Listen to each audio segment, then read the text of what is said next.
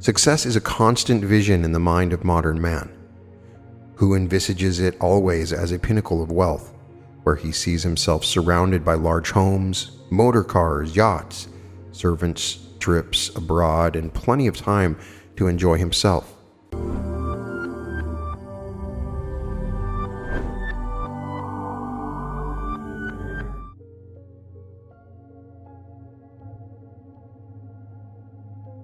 Welcome to the Reality Revolution. I'm your host, Brian Scott. Moving to Chapter 9 of the amazing book, 3 Magic Words by U.S. Andersen. This book is transformational and wonderful. We've covered several chapters so far: the lock, on illusions, on mind, on form, intuition, faith, attraction, and most recently, love. Now we get to the chapter on success. U.S. Andersen is an amazing writer. Check out my episode, The Secret Power of Pyramids, where you get a sort of personal view of who U.S. Andersen really was, what kind of a person he was. He had a grasp of the universal mind, and he taught in a unique and powerful way, and I just loved his writing. Success.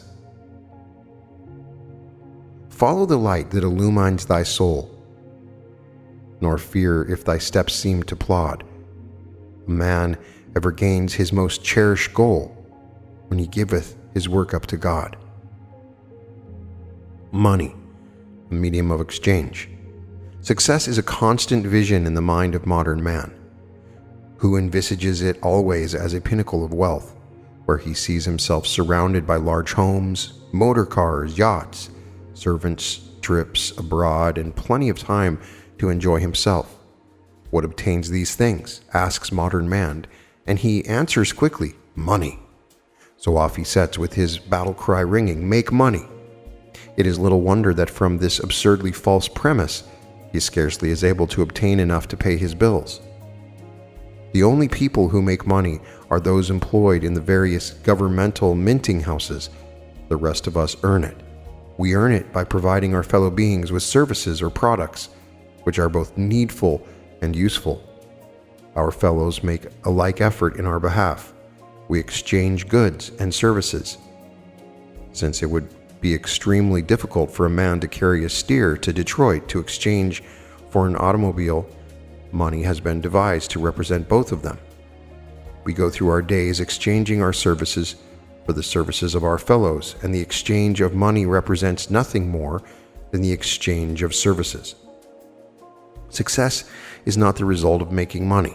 Making money is a result of success, and success is always the fulfillment of the individual in productive effort that betters the welfare of mankind.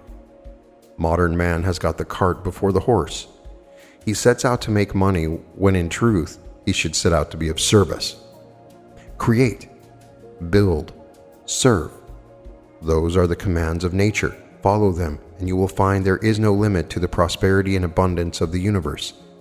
He who sets out simply to make money sets out to accumulate money. Since acquisitiveness provides no noticeable service to mankind, our incipient moneymaker has defeated himself at the start. This is not to say that he may not, for some period of time, actually accumulate a certain amount of money, but he is certain not to be surrounded indefinitely with prosperity, for his premise is not to give but to get, and the law of mutual exchange will catch him sooner or later and exact the utmost farthing of his getting. Money has become a controversial subject. The possession or lack of it determines the sides in revolutions, in wars, that set one country on another. In an age when the miracle of man's existence has been rudely shunted out of mind by reverence for material possessions, man has replaced hope and love and peace of mind with despair and hate and confusion by switching his worship from God to dollars. Money has become an end in itself, and any means of accumulating wealth becomes justified because of that end. Bleak indeed is the prospect of the man who reaches the highest pinnacle of wealth and sees its futility. He cannot buy peace, mind, nor stay his body from aging, nor stop death. and he comes at last to wrestling with his soul, if indeed his years of ignoring that soul have not withered it away. Myths of materialism. Abundance and prosperity are true spiritual conditions and are desirable and just for all men. But the pursuit of money for money itself is both senseless and degrading to the spirit, for it ignores the destiny of man. Our modern social structure of almost complete interdependence causes each of us to lean heavily on his daily supplies of money to provide food and shelter and the comforts of life, things that most of us are not equipped to obtain in any other fashion than through the use of money. Money becomes our staff of life, our security rests upon it, and we overlook the eternal truth that security always lies within. In America, we have foisted upon succeeding generations of children the myth of the go-getter and the legend of the millionaire, and we have done each generation a great disservice. The myth of the go-getter is rooted in the philosophy of dog-eat-dog and survival of the fittest, and millionaires are all too often the product of an acquisitive society. The go-getter is a result of materialism, which believes there is limited supply and not enough to go around, and each man has to provide for himself by taking from others. The millionaire is the product of the same materialism that attempts to create security through possessions. Each of these phenomena of our modern age defeats itself. A man whose premise for success is founded on taking away is inevitably visiting upon himself the same kind of treatment.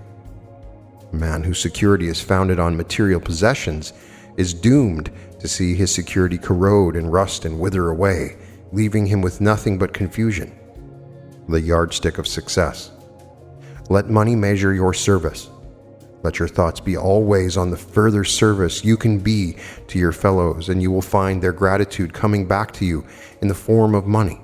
Perhaps not from the persons you have served, but return it will, for that is the law. Take your satisfactions from service. Constantly seek to expand and improve it. Take no thought for the money, which is always the result of service, and you will find yourself involved in an abundance that is unshakable, for it comes from the roots of the soul. Prosperity is founded on the law of mutual exchange. So it is that what you give, you must get. What you sell, you must buy. What you think, you must see. And all things return home once again.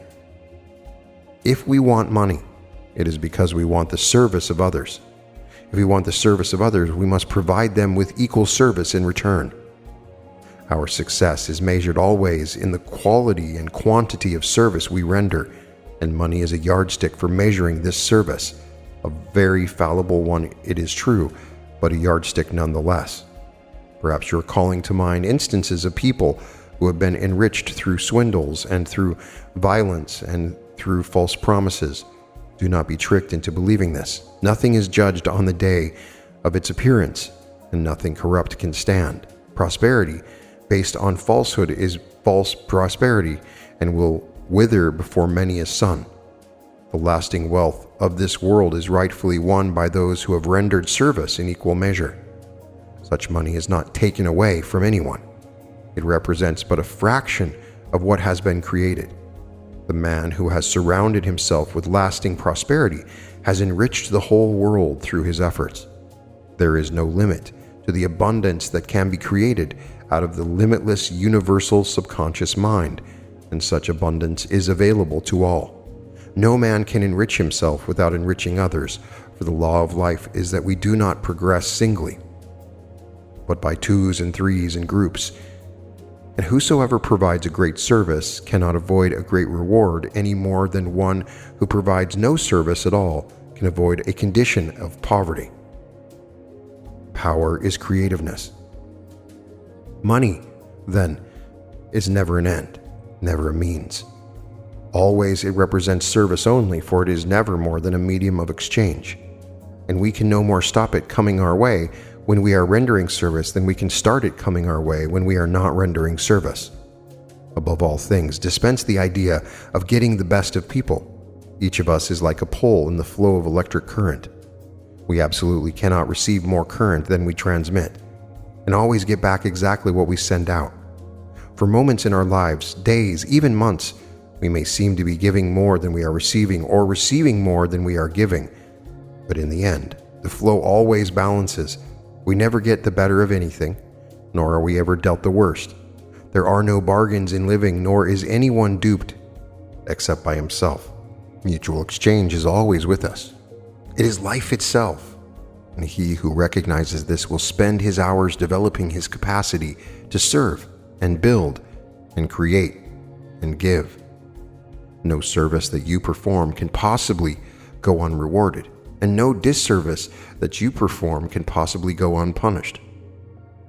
The law of mutual exchange is the law of morality, of sin and punishment, of righteousness and reward. How best can we serve? The answer is by creating, never by competing.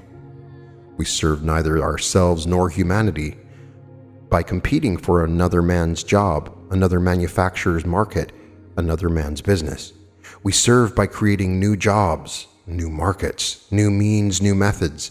The magic that makes each of us what he is springs from an inexhaustible source. We are creative creatures, umbilically tied to the creative power of God. We create by our thoughts, miraculously, each moment of every day. Beneath the level of our consciousness, there lies an infinite pool of knowledge upon which we may draw for every project we have the courage to embark upon. Always God gives threads to those who spin a web, and he smiles on those who dare and aspire. No man is denied this creative power. It is the foundation, the root, the very essence of each of us. By working with it, we are carried to dazzling heights. By opposing it, we wither our lives in endless rounds of futility. The secret, which every intellectual man quickly learns, that beyond the energies of his possessed and conscious intellect, he is capable of a new energy, as of intellect doubled upon itself, by abandonment to the nature of things, that beside his privacy of power as an individual man, there is great public power upon which he can draw, by unlocking at all risks his human doors, and suffering the ethereal tides to roll and circulate through him. Then he is caught up into the life of the universe. His speech is thunder, his thought is law, and his words are universally intelligent to plants and animals. Emerson. The Wonderful Bank. I often engage in buying and selling oil properties, and occasionally someone will ask, how do you figure you are rendering creative service when people sometimes buy oil properties from you without realizing a return on their investment? I usually answer, everyone gains in some manner. All men benefit from the development of the petroleum industry through heating, transportation, plastics, to name only a few. And the interchange of oil lands is an integral part in the creation of the vast reservoir of petroleum that is so essential to our modern life.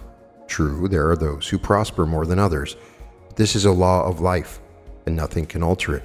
No one fails, but another forges ahead. Nothing is lost. Nothing wasted. We all fulfill the fondest wish of God when we take part in activities that create new wealth, new methods, new gains for mankind. During my years in the advertising business, I once had a client who sought new customers in an intensely competitive market. His answer was to cut prices to the danger point and employ great hordes of salesmen who used every possible ruse to sell. Despite the most frantic of his energies, his sales continued to decline. Look here, he said, I'm just as smart as my competitors. I work harder than any of them, yet people buy their products, not mine. What is the answer? Do you like cheap imitations, he was asked. Of course not, he answered. Then what leads you to believe your customers do? I never said they did, he protested. But you act like it. You make a product just like Jones, only not quite as good, so you can sell it cheaper. You don't expand because you don't aspire. You need something new, something you yourself have created. That's easy to say, he answered, but what? Only you can find the answer. This is a great creative power that will work through you. Try opening your heart and mind to your inner self. How? He asked. Through prayer. This man must have found a direct wire to God. Whenever a new product is introduced in the drug and grocery stores of the nation, chances are it is his. Needless to say, he is a leader in his field. Recently, he was asked about the secret of his success. "I have a wonderful bank," he replied. "All the deposits are ideas. Whenever I want one, I simply draw it out." Unmasking the ego. Life is seeking to achieve. By seeking for achievement in our own lives, we make ourselves one with the purposes of the universe and become caught up in on-rolling tides of unlimited power. And always we achieve by creating. Always we achieve by cloistering ourselves with universal subconscious mind, by seeking the center of consciousness, by becoming one with God and getting ourselves out of the way. The thing we believe ourselves to be is never ourselves at all, but merely a papier-mâché gown we have donned and pleased ourselves to call I. This is ego, tricky, despoiling ego, a product of the awakening consciousness which is always attempting to isolate us, to separate us from our true being. We wear a mask of vanity, this I of ours, and before we can truly learn to create, this mask must slip away. The ego must go. Vanity must go. We must strip ourselves of all pretension, of all vain posturing and hambuggery, of all personal responsibility and conceit and pride. We must reduce ourselves to nothing so that we have eyes to see at last, eyes to see the towering dimensions of our true being, a thing of no vanity at all, where all things lie revealed, the center of consciousness, the kingdom of heaven. We must get ourselves out of the way so the power can flow through. So success depends upon service, and service depends upon achievement, and achievement depends upon creation, and all creation springs from the universal subconscious mind, which responds to us as we use it. How then shall we be creative? We are, of course, all of us, already tied to the greatest creative power under the sun. We are using this creative power every moment of our lives. Indeed, we do little else than create. Yet all too often we are using the power in such a manner as to bring evil and disaster into our lives.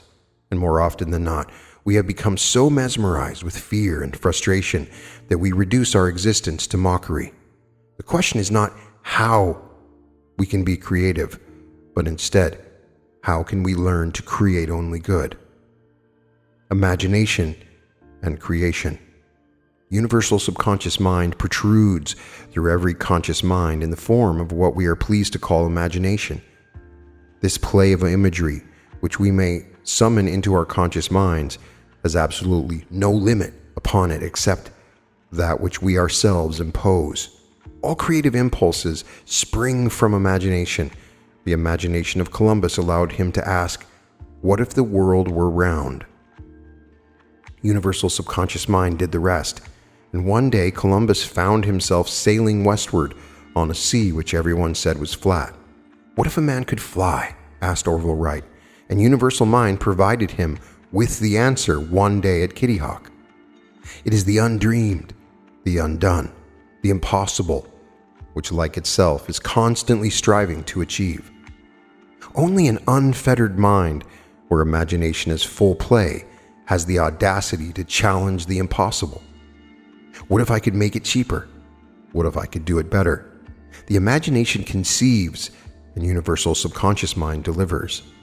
Men conquer disease, build great towers and bridges, provide transport by gasoline and diesel engine, light cities with invisible power, send pictures and voices through the air, whiz from one continent to the other via machines that travel through space. And all because the audacious imagination has dared to suppose these things were possible. All of them, every major advance made by humanity when first conceived, inspired laughter and derision on the part of vast numbers of people who would rather be little and blind and smug than big and humble and visionary. It matters not what your job is, whether you dig ditches or rule nations. The same power is available to you as is available to anyone. Even the most exalted of the earth use but a tiny fraction of it. if you will discard the false notion that security rests with material things and place your faith and trust in universal subconscious mind, the power will go to work for you, creating in your life those very things which you allow yourself to imagine and accept. Consider lilies in the field, vain striving made them not, nor will worry hurry their bloom. They spring well formed from the power that governs all, and man may pursue his ends on earth with the same composure as a lily nestles in the field, with trust in God and faith in tomorrow. Join the power. Nothing remains static. The great rhythms of life, of birth and death, of ebb and flow, of bud and bloom, are all reaching, searching, building, expanding. God seeks to know. Through man, he seeks an ever greater self-awareness.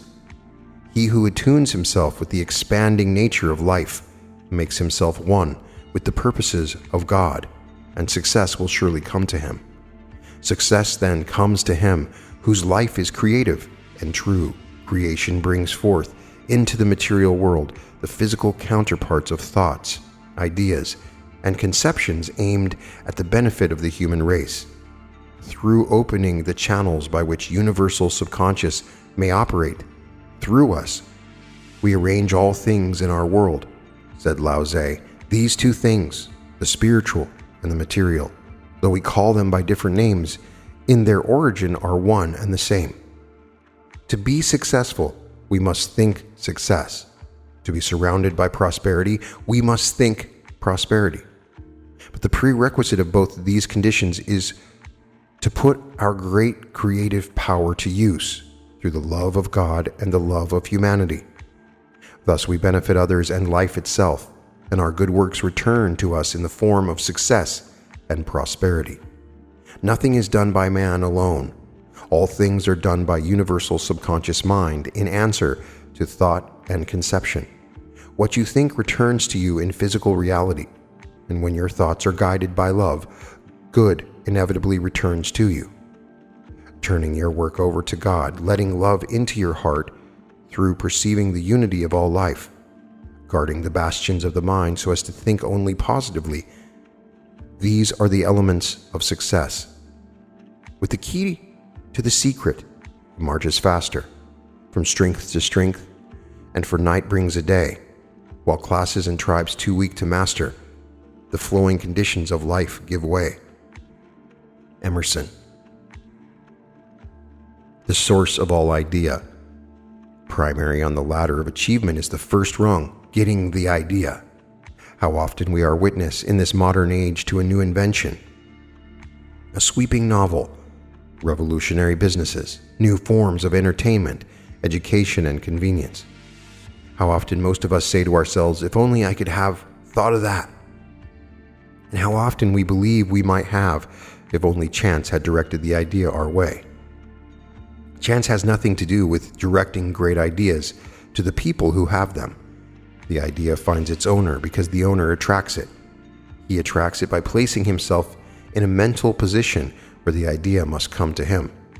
He does this by removing from his mind all barriers as to what can or can't be done, all negative thoughts concerning limitation and lack, and he puts his trust in universal subconscious mind, confident that it will deliver the answer if he has but the courage to pose the question. Something better, greater, finer, more useful. Those are the creative aims of all of us.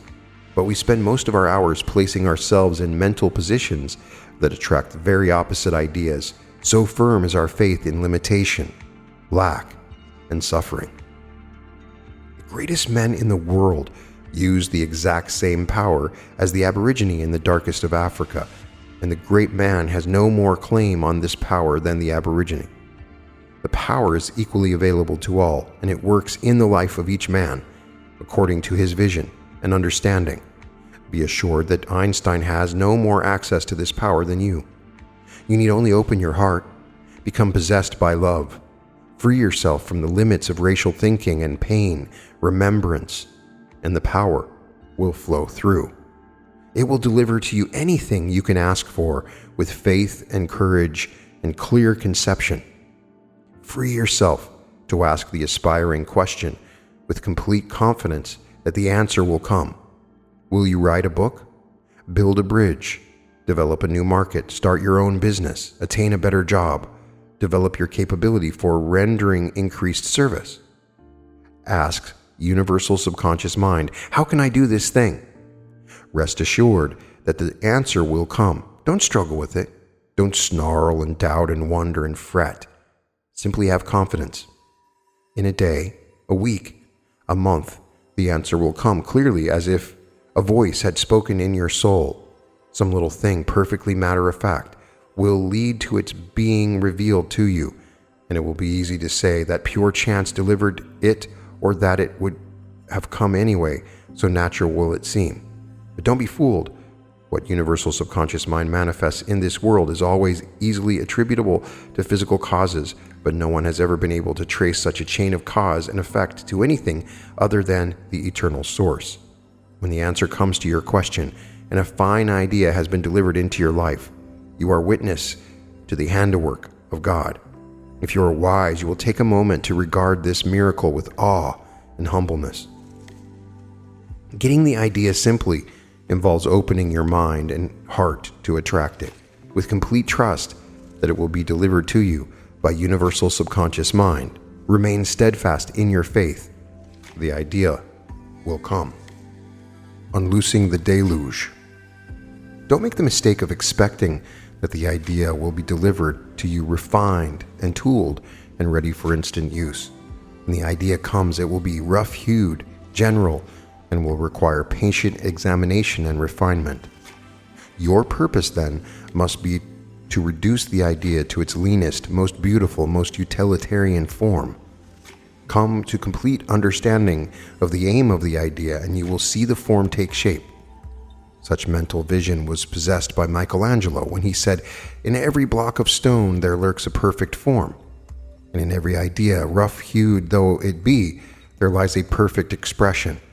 Seek for this perfect expression, and it will come to you. Do not be satisfied with less." Through examination, meditation, your conception will become clear and gradually will filter down to the level of consciousness. Impregnating universal subconscious mind, the greater your faith, the clearer your image, the more readily it is impressed upon the subconscious, and the sooner it will be returned to you in the physical world. If your idea was conceived in love for service, for advancement, for building, for creating, then abundance and success will be yours when it becomes manifest. You need not drive yourself, rush about, hurry, or worry. Your action will be guided by universal mind, and all the things that you need for final success will be directed unto your path, even as you are directed toward them. So your tools will come, so will your workers, so finally will all the organization and help you need. Opportunity will eventually knock on your door, ring your telephone, greet you in the mail, visit you in the lunchroom, seek you at work and play and rest, so that you will wonder what deluge has been unloosed. Those who work in tune with God have an unseen army aiding them. Draw, if you can't, the mystic line, serving rightly his from thine, which is human, which divine. Emerson. Every man's asset, work. Whatever we set out to do, whether in the arts or sciences, whether in manufacturing, farming, distribution, or education, must aid in the production and dissemination of goods and services that benefit the physical, mental, and spiritual welfare of society. Any other aim is error, is illusion, is therefore evil, and will return evil to us sooner or later. Thus, a man who aspires to success must set out to benefit others.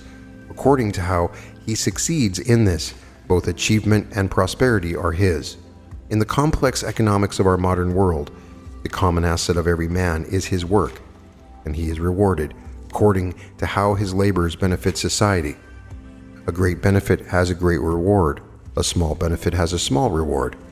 Realizing that productive land is limited and must eventually fall into the hands of the few, the benevolent state increasingly strives to place the premium on labor instead of ownership.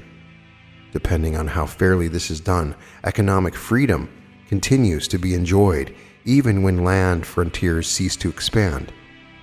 It is such a society that we live in today, one which is gradually achieving a fine moral temper by de-emphasizing acquisitiveness and emphasizing productivity.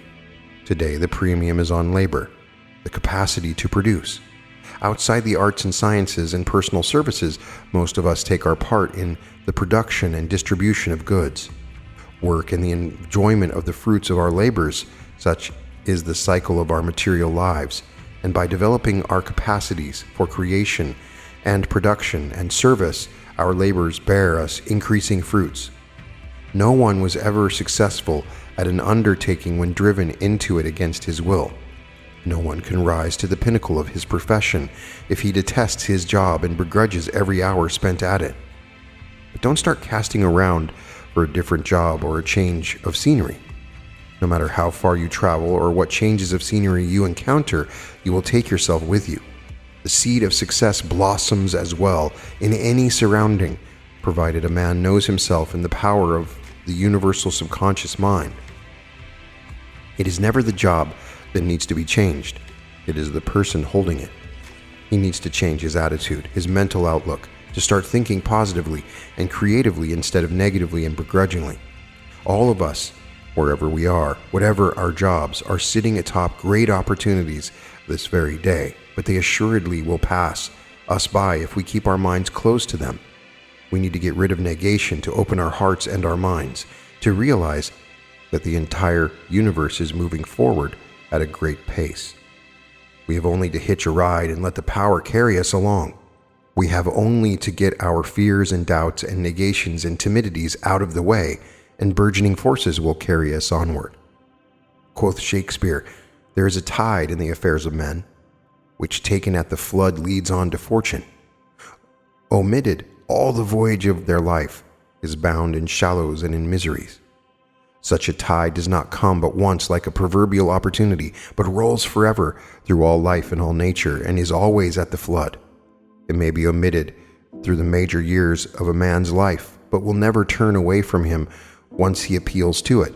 It is the tide of power that flows forever from universal subconscious mind. It is never too late. Never. The most prodigal and tardy of sons is always welcome to the Father who dwelleth within. Young, middle-aged, 70, the power will go to work for you this very day. You need only let it."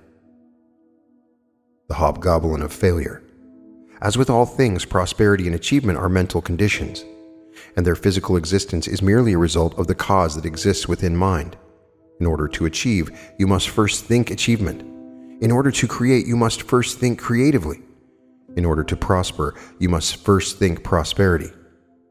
Since few of us are in the situations we most desire, we have no alternative. If we would achieve our goals, then to rise above our circumstances, we must not allow our thinking to be governed by the conditions that surround us. Confusion is the hobgoblin of all failure, confusion between what constitutes a cause and what constitutes a result. Our racial prompters, our national prompters, our social prompters, our individual pain remembrance prompters would have us believe that cause lies in the physical world. When we are surrounded by poverty, we think poverty. When we are surrounded by disease, we think disease. When we are surrounded by failure, we think failure. When we are surrounded by hate, we think hate. Thus, we become automatons, victims of circumstance, reflexive organisms instead of self-determining souls.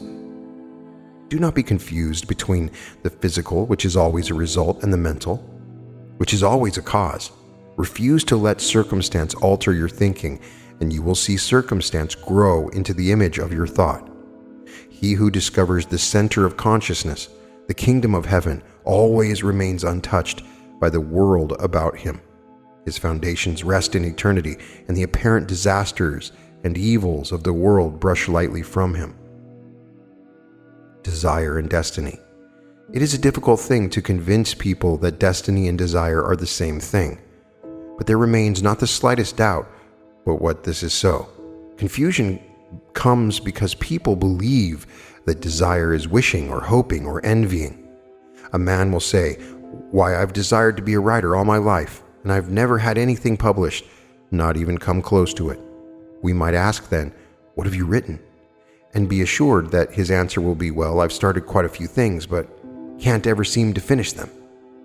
He doesn't desire to be a writer. He actually desires not to be a writer. He is so convinced of failure that his escape mechanism prompts him never to finish anything so that he won't have to suffer the fear of having it rejected. Desire always springs from emotion, and emotion is what impresses a conception on universal subconscious mind. People are forever adopting attitudes that are in direct contradiction to their emotions, simply because they want another face to present to the world. They go to great lengths to preserve this face, some of them even winding up in institutions for the insane. But they do absolutely nothing about changing their feelings. Beneath the level of consciousness, their desires are all aimed at negative things, through fear, hate, or insecurity, even though the face they show the world seems pleasant and aspiring. We know them and find them wherever we go. They are our brave little martyrs, long-suffering are good people whom fate seems to delight in dealing blow after blow. They are not to be chastised or scorned. They would help themselves if they could. They simply do not know how. Do not confuse true desire with the defensive mechanisms of your conscious mind. Know yourself, lay bare the bones of your feelings, expose them, no matter the pain or suffering or humility involved. For only when your hurts and griefs and torments and fears have been cast away can you find your true being and see the nature of the power that flows forever through the depths of your soul. Individuality is founded in feeling, and the recesses of feeling, the darker, blinder strata of character, are the only places in the world in which we catch real fact in the making and directly perceive how events happen and how work is actually done. William James. The false face. Desire and destiny, mind and matter, the thought and the circumstance are all one and the same. What you truly desire to be beneath the level of consciousness, you will be. Nothing in the world can change this fact except changing your subconscious desire by meditation, by positive thinking, by coming finally to full recognition of how you inevitably shape your own fate. By the very nature of your affinity with universal subconscious mind, it is impossible for you to have a true desire that does not manifest in your life. No man can know himself by examining the surface of his mind, for this is his front, the face he shows the world, the mask he has donned to hide his hurts and sufferings and shames and fears and chastisements. To truly know yourself, you must look first at your life objectively. The things that surround you, the circumstances you are involved in, these have sprung from your subconscious desires. It will avail you nothing to protest that this is not so. Facing this irrevocable fact requires humility and very often considerable emotional suffering. But face it, you must if you are to change your subconscious desires and thus change the world about you. Take the case of the man who had failed 3 times in business. I can't make a go of it. I can't understand it, he said. Each time people have been clamoring for the product. The product's been a good one. I've been one of the first in the field, but each time I've fallen by the wayside while others have gone on to fortunes. Did your failure surprise you? He was asked. No, he answered immediately. I've never been able to make success of anything. It would have been unkind at that moment to point out to this man that he actually desired failure. But that was his situation exactly.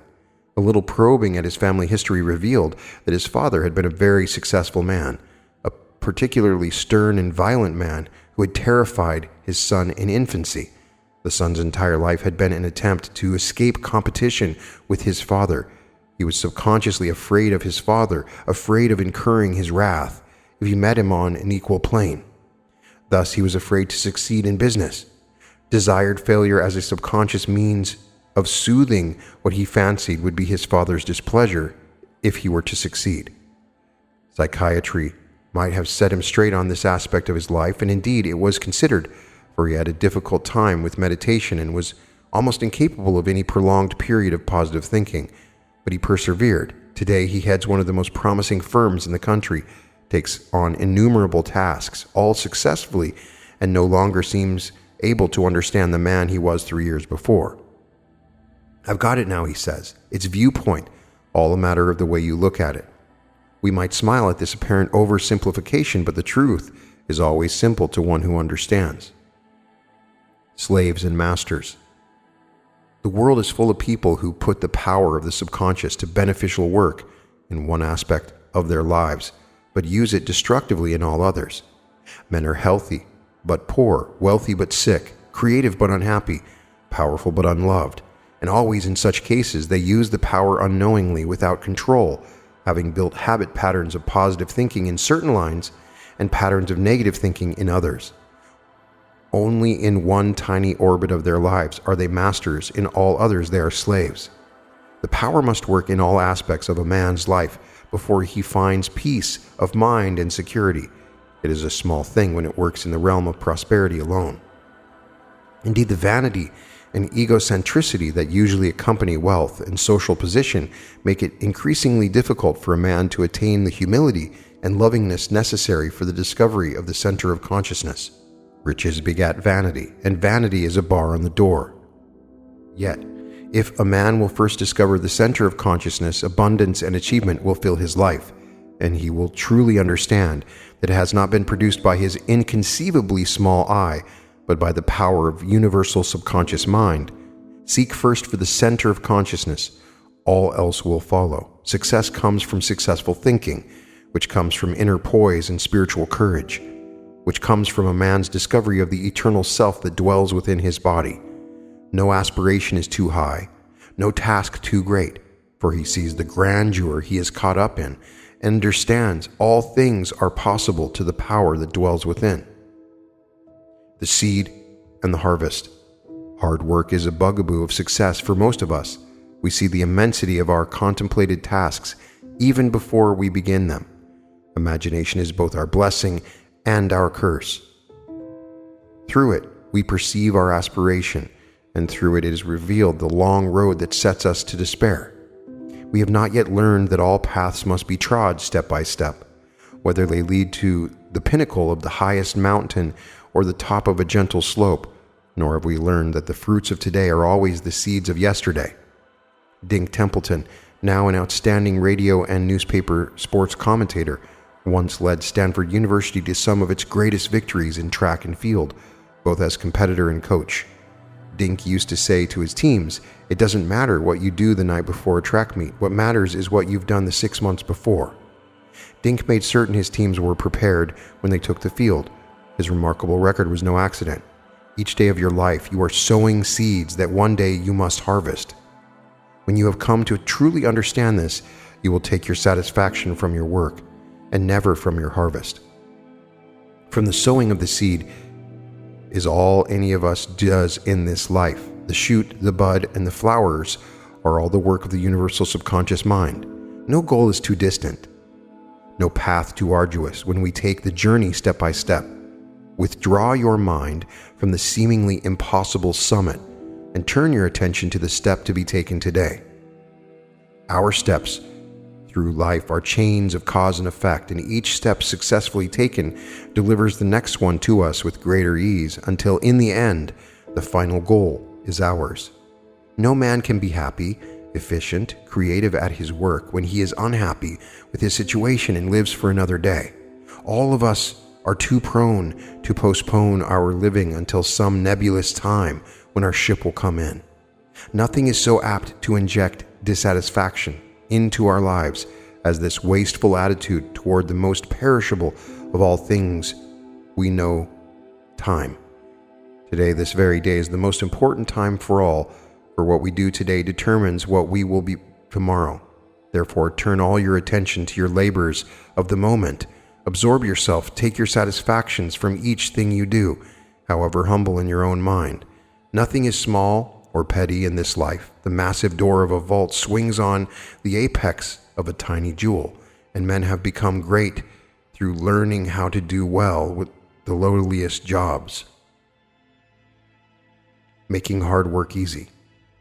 There are no such things as hard work and easy work. There are only repugnant work and enjoyable work. If you would make work easy, then enjoy it. Whatever you enjoy unlooses a creative power that enables you to do it well. A job done well leads to a greater job, and then still a greater until your dream springs from mind to join you in the world. Success comes to him who builds his house with unremitting purpose, stone by stone, taking as great care with the first as he does with the last, knowing always that the most important stone is the one he lays at the moment. Inherent in every cause is its exact result, for effect is nothing but cause moving through space and time. When we have learned life's great lesson, that cause and effect are one, we have achieved that pinnacle of serenity where our labors bear fruits of enjoyment. Anxiety, worry, fear, and doubt can no longer tempt us, for having set a cause in motion, we are assured of effect. Hard work is made easy work through knowing that none of our labors is wasted. The universe exacts the utmost farthing, but also returns the utmost farthing, for mutual exchange is the law. No matter the apparent thanklessness of your tasks, you can be assured they are part of a purpose that will one day be fully revealed, a purpose grand and aspiring, which you become a part of when you keep faith and persevere. As Emerson wrote, no fate saved by the victim's fault is low. No man is deterred from the great and good ends of life unless he warps his own God expression through negative thinking and fear. No task is too great for one who leaves his plan in the hands of universal subconscious mind and concerns himself solely with his day's work. Inch by inch, foot by foot, step by step is the kind of progress life itself makes. Lasting success is evolved slowly, just as it requires a longer time to lay the foundations of a building that will tower into the sky. The satisfactions of the journey are always to be found on the way and never at the destination. He who has learned this has learned the secret of peace of mind. Let your work be an expression of your love, thus will you render true service. Wrote Khalil Gibran, and I say that life is indeed darkness save when there is urge, and all urge is blind save when there is knowledge, and all knowledge is vain save when there is work. And when you work with love, you bind yourself to yourself, and to another, and to God.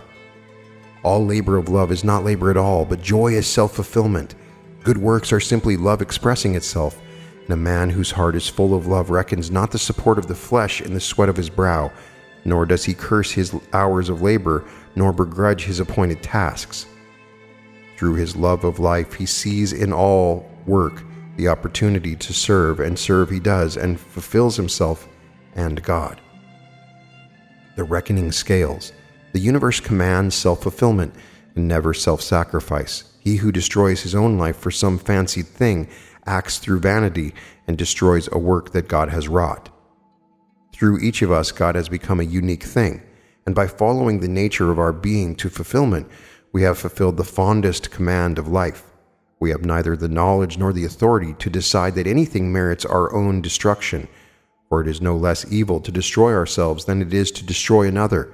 Self-sacrifice of our mortal soul, the universal self, we can never do without acting against the purposes of life, but self-sacrifice of the vain I, the ego, the isolated self, we all must do eventually, for only when the ego goes can the immortal self peer through. Wise is the man who strives for fulfillment of the great self that dwells within him. To this end, he will make any sacrifice, but he will never sacrifice the self or his knowledge of the self. All his aims will be at ridding himself of the ego, at achieving unity with the universal subconscious mind, at communion with the center of consciousness. Thus success will come, thus prosperity. Review. 1. Success is not the result of making money. Making money is the result of success. 2. Abundance and prosperity are spiritual conditions. 3. Success is service, and money is a measure of it. 4. The law of mutual exchange is the law of receiving what we give. 5. We serve best by creating and never by competing. 6. All creation springs from a universal subconscious mind, which responds to us as we use it. 7. Imagination is a projection of universal mind, is therefore creative. 8. To use the creative power of universal subconscious mind with love is the foundation of success. 9. All ideas spring from universal mind, and are delivered to him who seeks them. He has only to ask the aspiring question and listen patiently for the answer.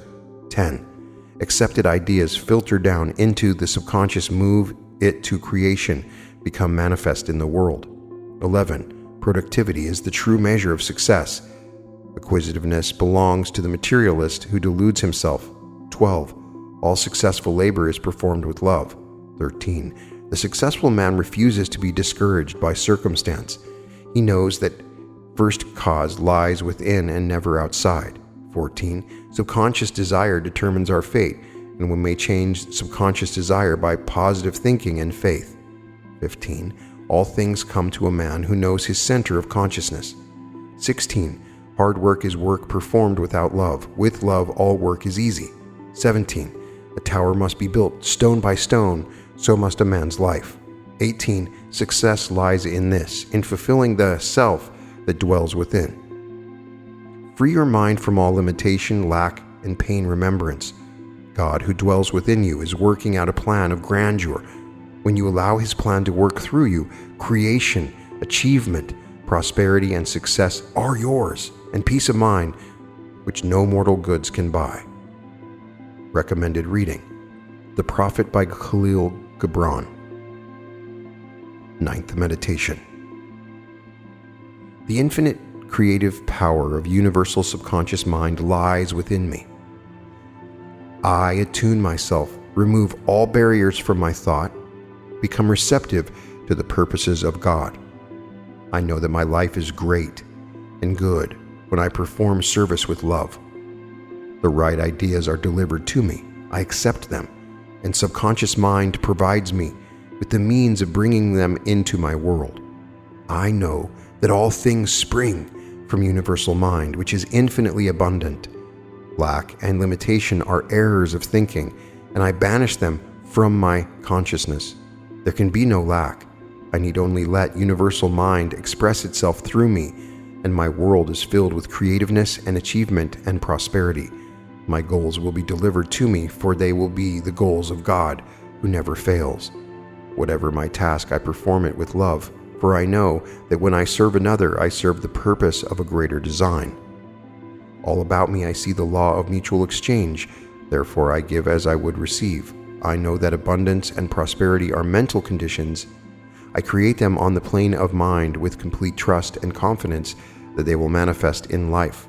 I refuse to accept undesirable circumstance as having final reality. First cause is mental and is never found in the world about me. A mighty truth is at the center of my consciousness, where no work is difficult, where peace always reigns, where all things are possible. I know that life is a journey which must be traveled step by step, and I am patient, enjoying the wonder of the way with unshakable faith in my destination. I submit my will, knowing that success will come when I fulfill the indwelling self. And this concludes the chapter on success from 3 Magic Words. Many times when you read U.S. Andersen, particularly in this book, it sounds like a poem. That last chapter on love, which is beautiful, and while many of the things that he states in this chapter are universal truths, when he gets to the bare bones of it, it's very important to understand what he's saying. We start with a discussion of money, and it's important that if you're just focused on money, you will never find success. And so a lot of this chapter is really dedicated to understanding that your success moves beyond money. I really love the discussion in here on desire in particular. Everything that we desire comes to pass, and oftentimes people will say they desire success, but they desire failure. It's in the words and the actions that they take. I discovered that in my own past, that I had desired failure on some level because of childhood knowledge and what my parents would think and different ideas I had about business. I also limited myself. I limited my creative ability and my ability to write because I was concerned about what my parents might think. And those things limited me, so I desired failure to stay quiet so my parents wouldn't hear my thoughts and ideas, which they may not have agreed with entirely. Everybody has a different story that relates to this. But it's important to remember that when you unmask the ego and you let go of the ego part of your desire for success, it's not about people glorifying you in any way. That part of you that wants success for the ego is never going to be fully satisfied. The real power in success is in love and service. And when you provide proper service, as he says in here, even if you're not getting money in return, you will get prosperity from it in some way, shape, or form. And the more service that you can provide in whatever it is, the more service that will come back to you. And this mindset is important. I meet people that look at everything in competition. They might have a YouTube channel and they say, oh, that person over there has more views than I do. So in order to get more views for my channel, I will try to undermine their credibility or say bad things about that person, when it has nothing to do with you. Competition is not the key. If you're trying to compete against another company in a business, forget about it. It's not about competition. If you provide the proper service, both of you can thrive. The beauty of the economy and the world that we're in, you're not in competition with anything but yourself. And that competition, even with the competition of yourself, is not relevant. True success comes in the service that you provide, and great power is provided in that service. There's a portion in here on ideas, and I have another episode, I don't know if it's been released yet by the time I'm reading this, but on the power of ideas. And it's important to understand that all the prosperity and joy and happiness can come from a single idea. And if you open your heart to ideas, great things can happen. But your mind is easily closed to ideas. So open yourself to ideas, open your heart to ideas, look at what other men provide. And this idea that comes is how the imagination works in with creation. When creation and imagination combine together, amazing things can happen. And the imagination is our connection to the universal subconscious mind. Open up your imagination and take your ideas seriously. You have great ideas all the time, and I suspect that you've had some amazing ideas for many things that you never took advantage of or took action on. And you will continue to have wonderful ideas, and open your mind to the true prosperity of your imagination, and you will have wonderful ideas on how you can be prosperous and how you can be of service in the future. The other important point that Andersen makes is that you might be successful in one thing but not successful in another. You can be wealthy but sick, creative but unhappy, powerful but unloved. Why do we see that so often? We see somebody that has achieved something amazing, but at the same time they're struggling with something else. The power must work in all aspects of our lives before we can find true peace of mind and security. And so don't forget about everything. It comes from successful thinking. That's what success comes from. That's how we can achieve it. So we'll definitely get to the final 3 chapters of 3 magic words. Perhaps I'll combine these into a single book at some point, but I really strongly believe that each should be treated separately. And check out the Universal Mind Meditation, which combines the meditations that I've done. But this meditation is powerful, and I will definitely go back and repeat some of it individually by itself. In any case, you can find all episodes of The Reality Revolution at therealityrevolution.com. And welcome to The Reality Revolution.